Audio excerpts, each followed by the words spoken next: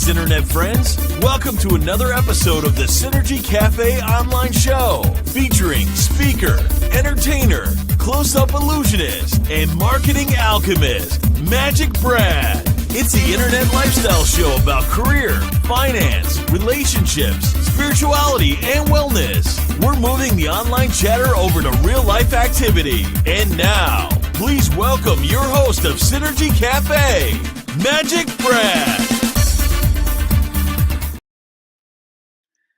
Hey, Internet friends, it's me, Bradley G, here in Minneapolis, Minnesota, the World Nerve Center headquarters of Synergy Cafe. So it's another wonderful day at Synergy Cafe, and I've got my friend George on here somewhere. I got to go find him because he's hiding in the green room, enjoying some of our digital hors d'oeuvres. George, where are you?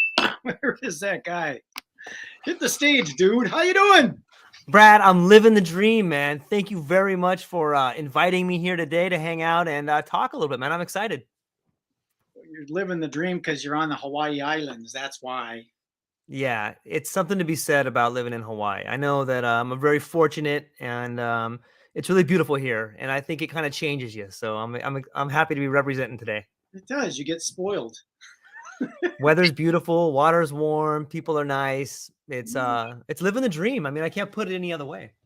Well, one of my favorite places to vacation. I've been to Costa Rica and Brazil and Jamaica, and I've been to Thailand. I've been to Spain. I've been to the UK. I've been to Hawaii, but my favorite place was Bali, Indonesia. Why was that your favorite place? It was so freaking peaceful. The people were so nice, you know, because they're a Balinese Hindu, and they do offerings and give blessings 5 times a day, so they're always conscious, you know. Right. So the kids aren't screaming and crying and anything like that. The only thing they do have is the dogs, you know, they call them devil dogs because they're always barking at you and stuff. That does not sit good. But other than that, you know, the smell of flowers and yeah, it's very peaceful. And that music always ringing in your ear. So that's what I like. Yeah, there's no better education than being able to travel and see the world for the way it is. And you get to learn a lot about where you're from and who you are by understanding other people. You know, sometimes the people we see look like mirrors to us. And if you're conscious enough about it, what you see in someone else is what you recognize in yourself. It's pretty fascinating to think about. When you said that right away, the image that came to me is the tuning forks where you and they bring them together. All of a sudden, the one acclimates to the other tuning fork and they harmonize. Yeah, it makes sense. A while back, I've been a UPS driver for 26 years before I finally figured out I can't do it anymore. But I'll tell you a quick story that when we talk about tuning forks and seeing people as mirrors, there was a guy at my work, and for some reason, and don't judge me, everybody, I'm telling you the truth here, but here's what happened. So there was a guy at my work, and he just rubbed me the wrong way, and I was always kind of mean to him. And I would just say like kind of off-putting things to him, like, you know, joking around or maybe saying, you know, just kind of put him down and stuff, until one day one of my friends pulled me aside and they're like, "George, why are you so mean to that guy?" And I'm like, "Nah, I'm not mean. I'm just busting. I'm just joking with him." My friend's like, "No, man, you're just saying things that are rude and they're mean." And it hit me like, oh man, I came home. I thought about it because it was a good friend of mine. And I was like, man, maybe he's right. And so I thought about it. And one of the way I think about things is by taking a giant dose of mushrooms, like magic mushrooms, kind of like Magic Brad, but I took magic mushrooms. Okay. And so I took some magic mushrooms and I was thinking about this situation in my life where I was being mean to this person. And I'll be darned if it didn't hit me. Like, first off, when I thought about it long enough in some silent darkness and I was just quiet, something went off like a light bulb inside of my head. And I said, I don't like that guy because he's weak. And as soon as I said it, another light bulb went off. And I said, no, you don't like him because he reminds you that you're weak. And it was just this huge epiphany. And I was like, oh my gosh, that's right. This guy is showing me that I'm weak and I'm mad at him, but I'm really mad at myself. So I had to go and apologize. And it was just like a real light bulb moment where those things go off in your head. But it gets back to the idea that people are mirrors, and what people are talking to you about, they're showing you about yourself. And when you start grasping that concept, I'll tell you what, life can get kind of rocky for a little bit. Yeah, and going from the other guy's point of view, you might have thought you're just joking around, but they might have some issues. Like my best friend, he used to be thinner and then he got overweight, And we used to joke around. I'd call him fat and he'd call me ugly. Mm-hmm. But I know that I'm not ugly. Right. I don't know if I'm Casanova or anything, but I don't think that I'm ugly. Whereas he was a little bit heavy. But because I thought it was no big deal because we're just joking around, I may have been hurting his feelings. And we talked about that and we're better with it and all that kind of stuff. But when you're in that position, you don't know what you're actually saying to that person. So it probably took that little magic trip that you took to get away from the physical reality and your ego, thinking I'm just joking around. And all of a sudden you get back to humanity that it's not such a nice thing to do. So stop it. Yeah. Yeah, it's true. If I go way out on the woo-woo tree for your listeners who may not know me here, here's a revelation I had too. When you think about those two things, my situation, the story that I told, and the story that you told, I think that the world talks to us, and it talks to us through other people. When someone comes up and gives you a compliment about, hey, you know what? I noticed that you're working really hard. Instead of seeing that as another person, just think of that as the world talking to you. And like, think about yourself communicating with the world, and it does through the voice of the others. And sometimes when a negative comment comes in, maybe that's the world telling you, hey, you should back off of this stuff. Or, hey, George, you're getting fat. I was like, oh, okay, maybe I am getting a little fat here. Maybe I should start working out. But if you can see the voice of the other as the voice of the world, it kind of takes away the anger out of the conversation. It takes away the judging out of the conversation. And you get to see it as just a sort of comment coming your way. And you can hold it and embrace it, or you can just let it go. But it really helps to understand, or put you in the state of oneness that I call it. Is that too far out there? What do you think? No, it's not. And I like your little term there of going out on the woo-woo tree limb. What's a woo-woo tree? I get it. Yeah. Well, the woo-woo kind of thing, like I like to recognize coincidences. Some people say there's no such thing as coincidences, but I hyphenate it. It's two incidences happening at the same time. So there's a convergence, and I think there's a synchronicity that's about to happen there. So I try and be aware of that. And since I connected with you, a lot of stuff has been happening because I was considering ayahuasca. Right. About 3-4 years ago, I was thinking about it, but I'm hesitant to doing it. And now I'm rethinking it because I've got some blocks from childhood. I know that they're from childhood. I can't go make amends with my physical mother and father because they passed. So I've got to do it spiritually. And if I'm so concrete in my logical thinking and I, don't want to go there because my ego is preventing me from, well, I don't need to do that. I've already made amends. I need to, and I was just telling you about the coincidences. Yeah. I got a message from a friend of mine that introduced me to another friend of mine that's out in California that is not too far away from another friend of mine.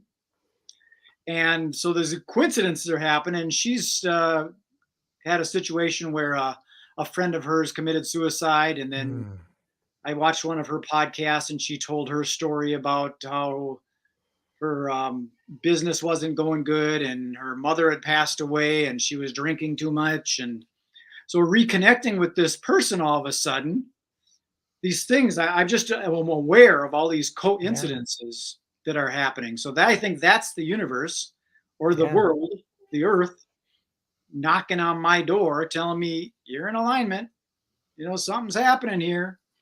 So I'm the whole hallucinogenic thing. She's doing this thing called microdosing.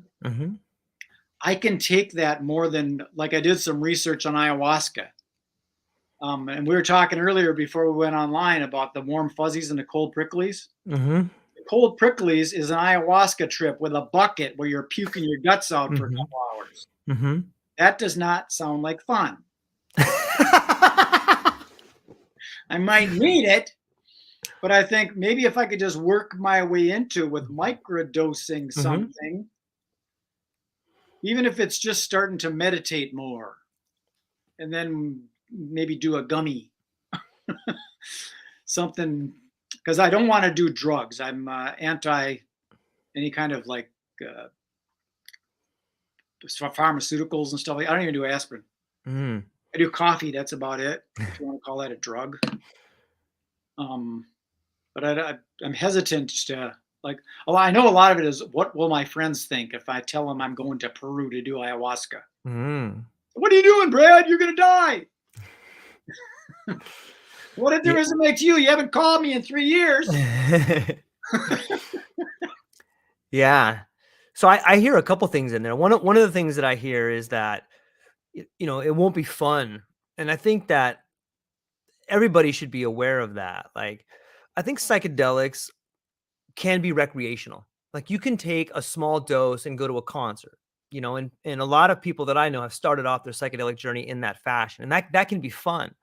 But when it comes to the idea of trying to find a way to make yourself be a better person, that journey, while it may be fun when you look back at the end of it, is usually not fun in the beginning. You know, if we take ayahuasca for a minute, the reason you purge is because your body is getting rid of all the toxins. So there's actually 2 plants in ayahuasca. There is Psychotropia viridis, and there's different ways to make it. The particular way I'm talking about is these 2 plants, and one is like a, it's called Psychotropia viridis, and it's a form of a coffee plant, and that plant has all the DMT in it. And then there's another plant that you take with it that's like it's a vine that spirals up, and it's Banisterius coppi, and there's black vine, yellow vine, and I think white vine. So the different vines have different properties, but you take those 2 plants and you mix them together. What the vine does is the vine goes in and it has a purgatory effect to it, but it also has the ability to activate the DMT in the other plant. So it's a brew that you make. I think you cook it for like 3 days, and the process in which you make it is not unsimilar to like something a brewmaster or a master winemaker would do. Like, there's a lot of things that you do in order to make it effective and efficient. But the purging, while not everybody goes through it, probably 95% of the people do. And it's coming out both ends. You know what I mean? I don't want to gross anybody out, but you know, it's necessary. Like, inside your body, there's, Lord knows, all the stuff that we eat, that we put in our body. And sometimes the blockage that you have mentally can be because of the blockage you have in your body. You know, the energy that we have is all throughout our body. There's a lot of people that think that the idea of the mind has a non-locality to it. So that means you can think with your knees, you can think with your feet. We have always heard think with your gut. And so for me, I think that you're on the right track when you start thinking about something like microdosing in the beginning, because it does begin to help you build a relationship with a psychedelic substance. And I think the best way to think about a psychedelic substance is sort of like a family member, or what Carlos Castaneda would call an ally. And it's like, if you go out on a date with somebody, you're not sure if you're going to like them, but you go out on the date, you do your best to have a good time. You present yourself in a way that's you, and you see if it works.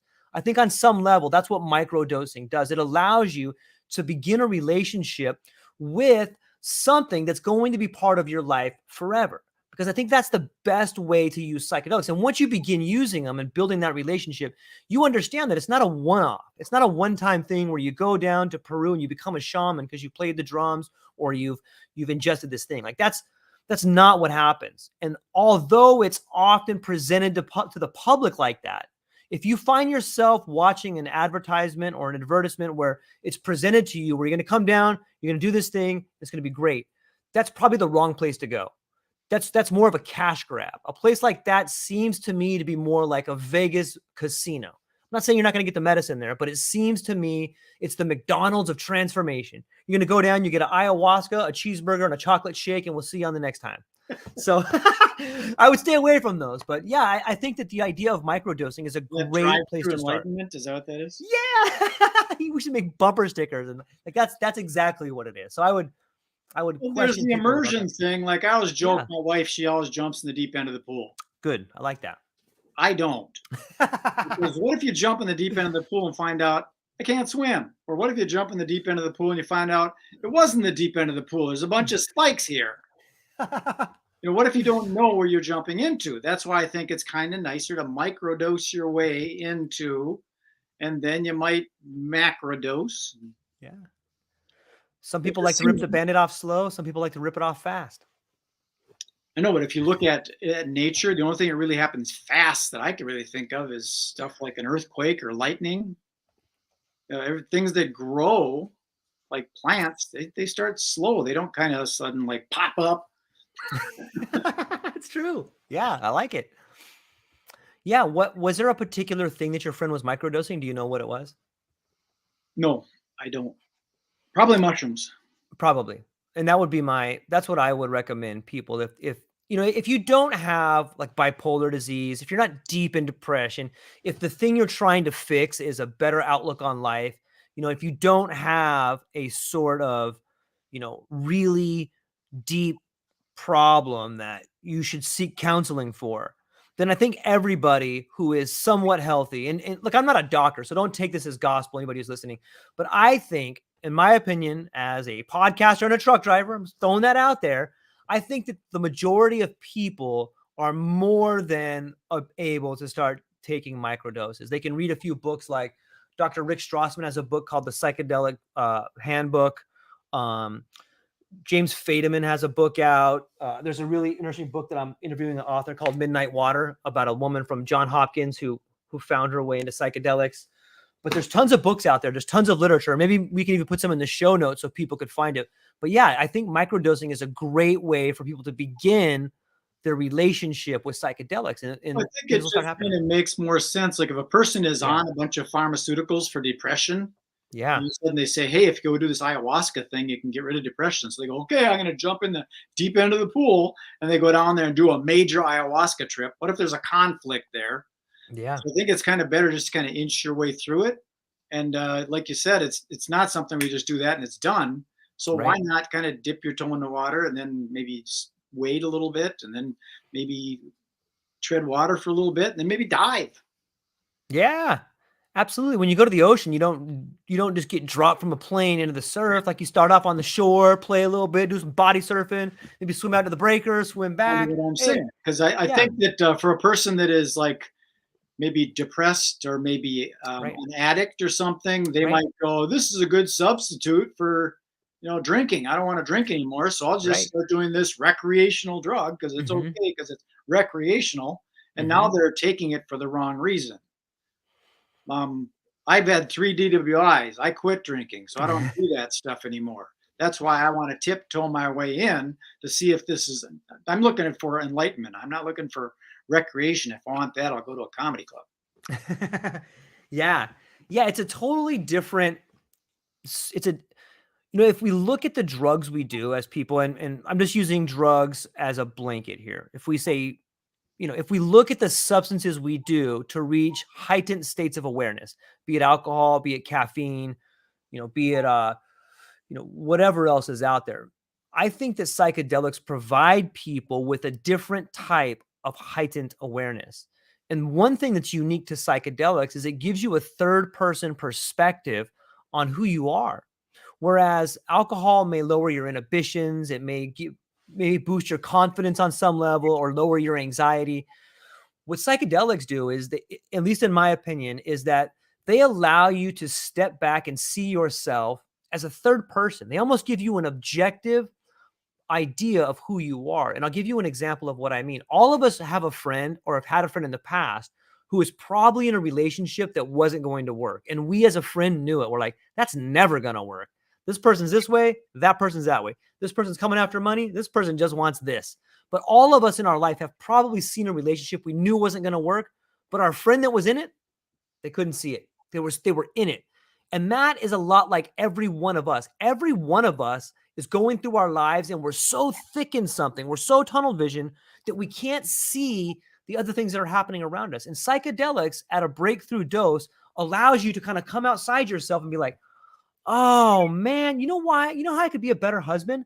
If I just listened to what my wife was saying. She's been telling me this for 7 years. If I just listened to her, instead of thinking she was nagging at me, she's just trying to get me to do this thing. And it can wash over you within a few hours, and you can change or begin to change that habit. Yeah. And the people around you will notice. So yeah, I think you can have those aha moments. Yes, it's true. I didn't realize that's what was going on. Oh my God.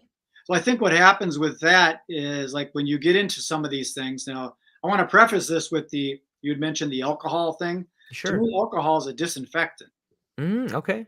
It's basically, it's like a pesticide. It kills germs. it kills stuff.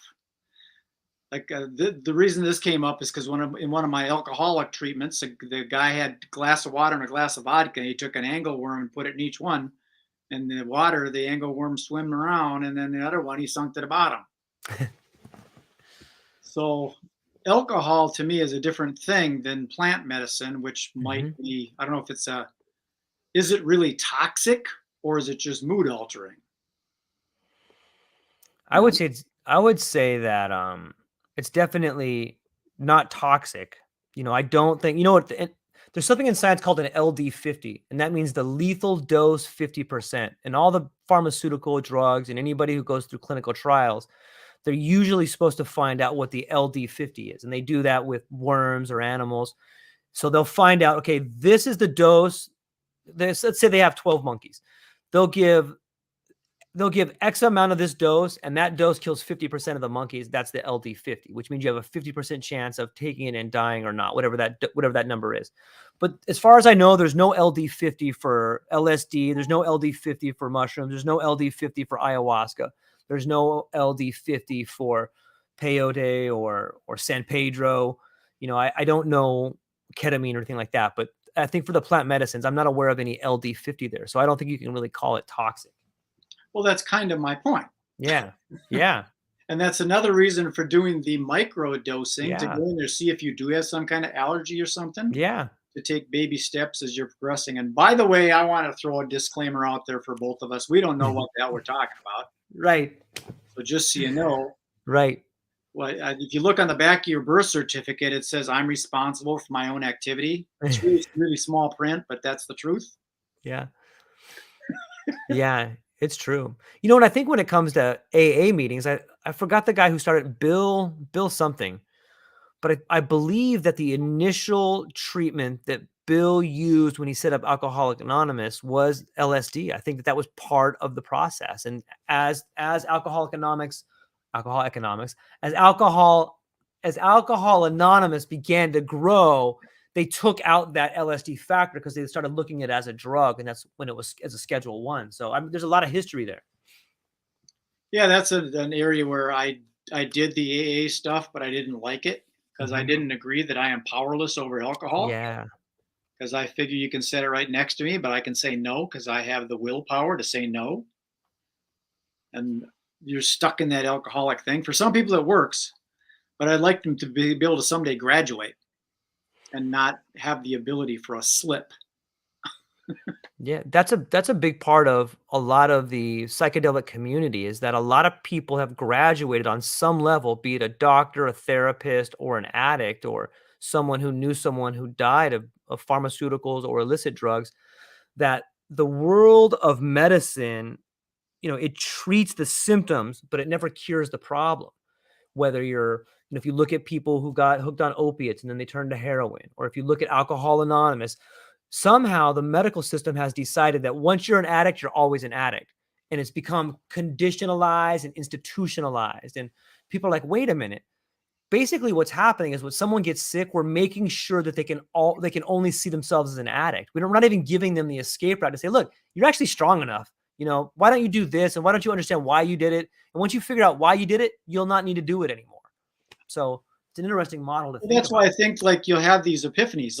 Yeah. My situation with the alcohol, I had 3 DWIs. The first one, I was blasted. I'm glad they didn't let me get on the road because I couldn't even get out to my car. I was so screwed up. I was in my car, but they got me. Second one was kind of not so bad. The third one, I had 1 beer, but as soon as I saw the lights, I said, I'm done. I quit. I made a decision. I decided, which means to cut off. I said, I don't drink. I'm done. So you can come to a point, either you hit bottom and make a decision, or you can just take one of these journeys, whether it be some kind of hallucinogenic or on a retreat, and you can have an aha moment where all of a sudden you go, oh my God. Yeah. When I was younger, I was one of those atheists, and then I got older and I thought, how can there not be nothing? There must be something. Yeah. So then I did the agnostic, or what do they call that? Agnostic? Yeah. I think so. Believe there's something. And then I went on, did some more stuff, and then I got older and I had a midlife crisis. And I remember sitting at my office where things were falling apart. A guy was embezzling from me, and I was getting evicted and didn't have my behind in bills. And I remember I had my hands were up and my faces in my hands. And I was thinking about God. And I thought, there's me, and there's God. And what's between there? That's what they talk about, the Christ. That's the way and the truth and the life to God. That's what, oh, duh. And that's when I was a Christian for a while. And now I call myself more of a New Age Christian because I still believe in the Christ as that bridge to get to the ultimate universe. I got my physical limitations, and I can connect with the higher universe through that consciousness of Christ. So I don't myself. I'm not really into the Jesus thing. Figured Jesus was a carpenter, and then sometimes he would realize that he's God's son, and then he's God incarnate, and then he'd come back and be Jesus again, and then he died. Yeah, the spirit lives on. That's the bridge. Yeah, I think that myself a New Age Christian. Yeah, it's for me, it's not so much the labels that we use to explain our beliefs and what happens after we leave this place. I think that there's lots of different roadmaps, whether it's through the Buddhist tradition, through the Christian tradition, through wherever your spiritual cup is. Like, I think that, it's like I forgot who said this, but it's like a finger pointing to the moon, right? But everybody gets caught up in the finger. But don't look at the finger. Look at what is the finger pointing at? It's pointing at the moon. And so, when you think... Was it Bruce Lee? It might have been. I mean, be like water. I know that was Bruce Lee. But I think that, when it comes to spirituality, there's definitely been the absence of spirituality in the West for a long time. Like we have been given Christianity, and there's some beautiful teachings in Christianity. My favorite prophet, or my favorite part of the Bible, is the book of Thomas, the doubting Thomas, where he talks about the kingdom of earth is all around us. My Father's kingdom is here in front of us, but yet so few see it. When you start reading the different scriptures from different parts of the world, you start recognizing the beauty that's contained in all of them, and you're overwhelmed by it. It's a good way I heard it explained is that, maybe you didn't come into this world. Maybe you came out of it. Maybe the world grows people like an apple tree grows apples. I'll go with that. Well, that's where we're on this physical planet, and if we weren't, then we'd be spiritual beings and we'd be all-knowing and all that. But we're here on this, three-dimensional planet, so we're stuck in our space. So where I'm at with all this stuff is I know that I've got some childhood trauma that I haven't dealt with, and that's what I'm dealing with now at 66. And that's just stuff that I want to erase, because I went through some other things when I had my 40-year midlife crisis. I dealt with some of those issues and stuff, but there's something else that's blocking me right now. I'm not sure what it is. I'm not passionate about some things. What do you mean you want to erase it? What do you mean you want to erase it? Did I say erase it? You said erase it. Maybe I don't know what I'm talking about. Well, maybe you do. Maybe erase the block. There's something that it's an illusion, so going into the Magic Monday thing, right? Talking about the illusion, you notice I got magic spelled two different ways there. Yeah, because there's the magic tricks and then there's the magic illusions. So there's some kind of block that happened, and I don't know what it is, so I can't use that as an example, but I'll use a different example. Okay. Like, say the little kid's going to walk across the street because he's going to follow the dog, and there's a car coming. So the mother grabs the kid by the back of the shirt and pulls him back and goes, "What the hell's the matter with you?" Yeah. That little kid learns that he's damaged. But mom was trying to do something nice, trying to save his life. Yeah. But he doesn't know that. He's programmed, or I don't know. Conditioned. Yeah. So I think there's something like that because I had an alcoholic mom and she would get mad and angry at times.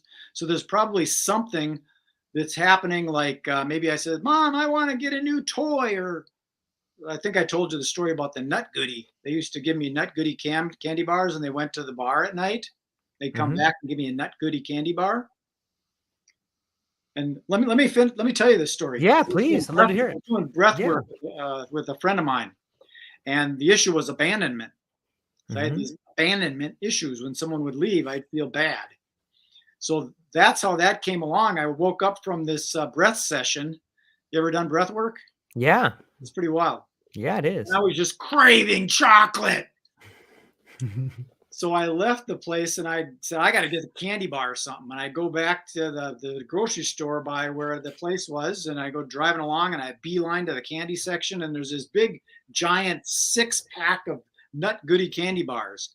That's the candy bar that my mom and dad would bring me because I love the Nut Goody candy bar. I ate 4 of those fuckers before I could get home. I shouldn't say that word. Yeah, it's all right. 4.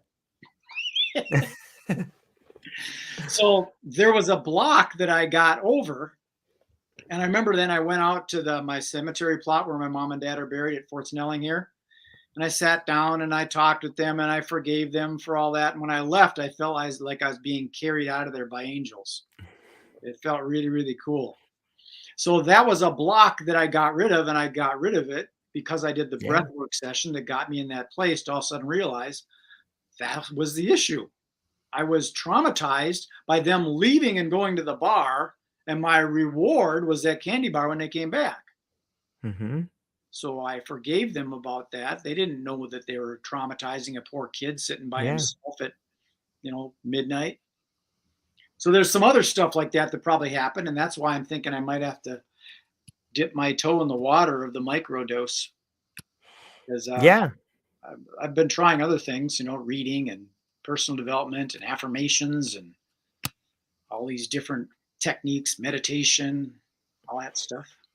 Yeah. It reminds me of in this book I'm reading, Midnight Water, she talks about making friends with the monster. The monster is the monster that's under our bed or in our closet, or it's that thing that we have pushed down deep inside of us that we don't want to talk about because it hurt. And sometimes that's what those blocks are. When you talk about being abandoned, you probably were at an age where that concept of abandonment wasn't something that you were familiar with. You just know the person you loved and was taking care of you was gone. Probably wasn't sure if they were coming back. But if you think about, okay, well, why would you have blocked that? Well, you would have blocked it because it was really painful for a kid. Well, so can you imagine how it would have got painful if I reenact the situation that might have happened? Was there they go again? So I throw a tantrum, I start crying, and then they start yelling at me. Go, what the hell's the matter with you? Grow up, you little kid! You quit your screaming. I got all this stuff probably was happening because they're drunk. Yeah. And then when they come home, they give me the Nut Goody, and now it's all happy again. So there's probably a lot of trauma. You talk about that monster. Those are probably some of the things that happen with the ayahuasca demons, is it might be looking like a scary dragon or something. And all you got to do is make friends with that abandonment issue. Yeah. But sometimes the abandonment issue is I was molested when I was 5 issue. And you realize your dad molested you. Like, how do you deal with that demon? How do you deal with that dragon when your dad has died and all of a sudden you have this incredible vision where you're being molested by someone you love, and all of a sudden it makes sense why you've always hated your dad? Well, the Christian thing is forgive them, for they know not what they do. So you have to realize that why would he do that? Probably because it happened to him. Possibly, yeah. Right? There might be some reason. Yeah. Yeah. I don't think he did, to me. I'm not saying he did, but I'm just saying people. You never know, but it gives me the thought to think. Hey, how come you haven't remembered what's blocking you? That's just it. And it sounds like I'm throwing that out there because I know some people are like, yeah, that may never happen, but that happens a lot.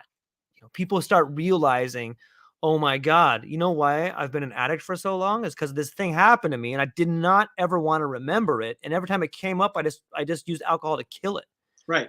A lot that happens a lot with people who find themselves under the influence of something all the time. Like they're running from a demon, and a demon is something that happened to you that you've never faced. And a lot of times that does come up in psychedelic work. And a lot of the times when that does come up, that means you should be going and seeking counseling. And, it brings to the forefront the things that you have locked away.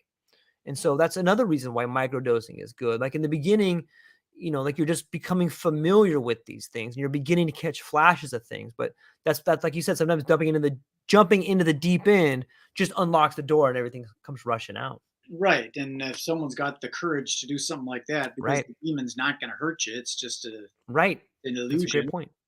But I don't want to do that because I can see myself throwing up all over myself. Yeah. Baby steps. I think I'll take baby steps. Yeah. I think it's a great idea. And I think that, for me, I think microdosing mushrooms is a great beginning, because let's face it, mushrooms have been around since before we were even on this planet, probably. And they have thousands of years of medicinal use. And you can start off with a really tiny dose. And that first dose, let's say like 333 milligrams. That's a pretty good microdose. And what that's going to do is that's going to turn on the lights, I call it. You're going to see brighter colors. You may have a slight different perspective on things. And there's a slight euphoric feeling that comes with it. I hesitate to call it euphoria, more of just a good all-around sense of well-being. I think it's a great dose for people to start with. And if people are looking at this and they have access to it and they don't have any real psychological problems that they're worried about, I would say that, hey, this is something you could do in your house. Maybe when the kids are in bed sleeping, or maybe you're not married, or if you have a few hours to yourself, it's about, you feel it come on in maybe 30, 40 minutes. You might get a slight queasiness to your stomach. But after that, all of a sudden the lights come on and it's a really enjoyable experience. Queasiness possibly because it's taking care of some toxins and you're going through that. Yeah. Purge.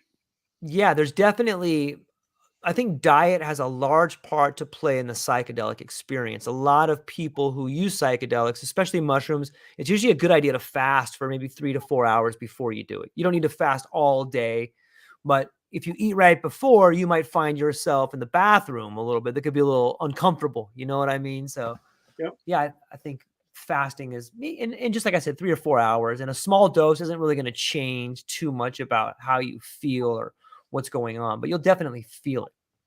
We've gone about almost 40 minutes here, but in one of these episodes, I'd like to maybe talk about, maybe we can talk about it now, isn't the mushroom, I guess, plant or whatever, aren't they like talking to each other underneath the ground? They're all connected. Yeah.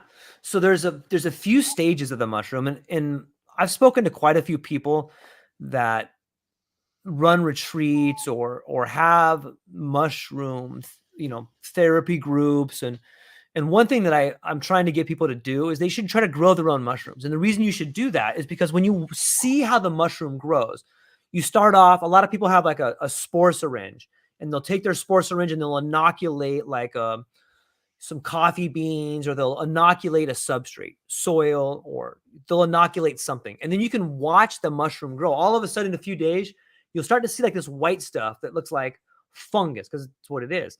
And it starts growing through the beans. It starts growing through the substrate.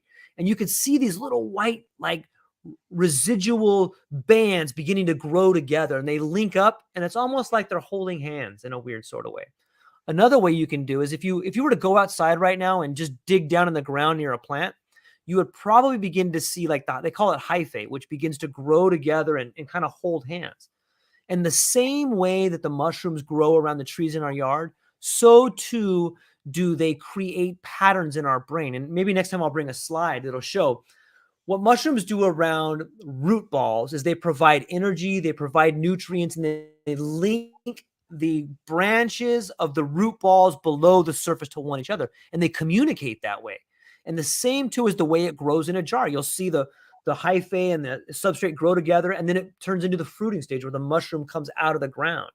But it's fascinating to see the way in which the mushroom grows underground and links all the trees together, because when you start looking at neural imaging, what you see is a sort of communication happening when you take the mushroom. I know it kind of sounds confusing the way I'm explaining it now. You really need some graphs to look at it. But yeah, you're exactly right. The mushroom under the ground grows in a way that is making connections to other parts of trees. It's providing nutrients. And when you take mushrooms in your brain, you're making connections in ways in which you normally don't. So there's a really interesting interplay of the way the mushroom reacts, not only in us, but outside of us. And it comes back to this idea of wholeness again. It's like the microcosm and the macrocosm kind of thing. Yeah. As above, so below. Yeah. Fascinating. It's unbelievable. I mean, like if you start looking at it, it's really hard to pull away from it because you're like, wow. You start making these connections yourself, and you're like, are there legalities and stuff about growing mushrooms? Do you know, in certain states and all that? Yeah, there is. So I think psilocybin on a government level is a Schedule I drug, which means it's the same as like heroin or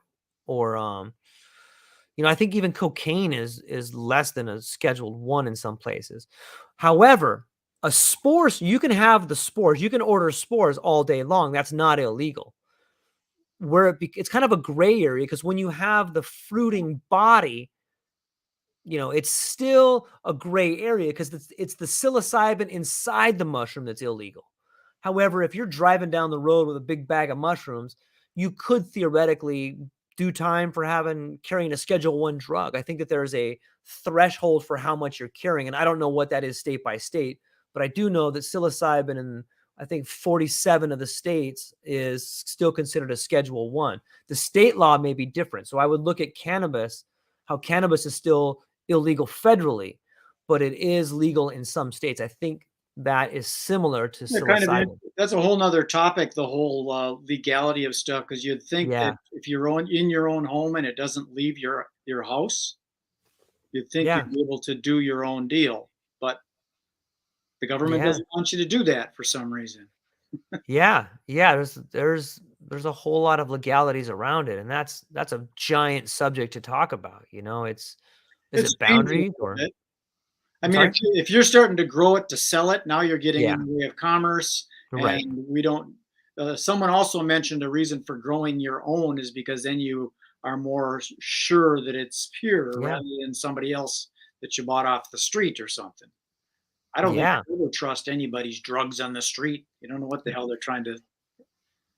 Yeah, and I think there's something to be said from a spiritual nature. If you grow your own, then you are the person that gave that plant its life force. So I think there's a better relationship, and another thing when you're growing mushrooms, they get contaminated a lot. Like sometimes like a green little spore will happen, like if you don't take care to make sure that the mushrooms grow healthy, it could grow bad and it won't fruit and it'll get moldy. And I think there's a lot you can learn there because the same way that mushrooms get contaminated, so too do our lives get contaminated. And when you look at the mushroom that gets introduced to a foreign substance and it crashes and dies, hey, sometimes you get a foreign substance in your life that makes you crash and die. Maybe not literally, but it could ruin a relationship. It could ruin a part of your life.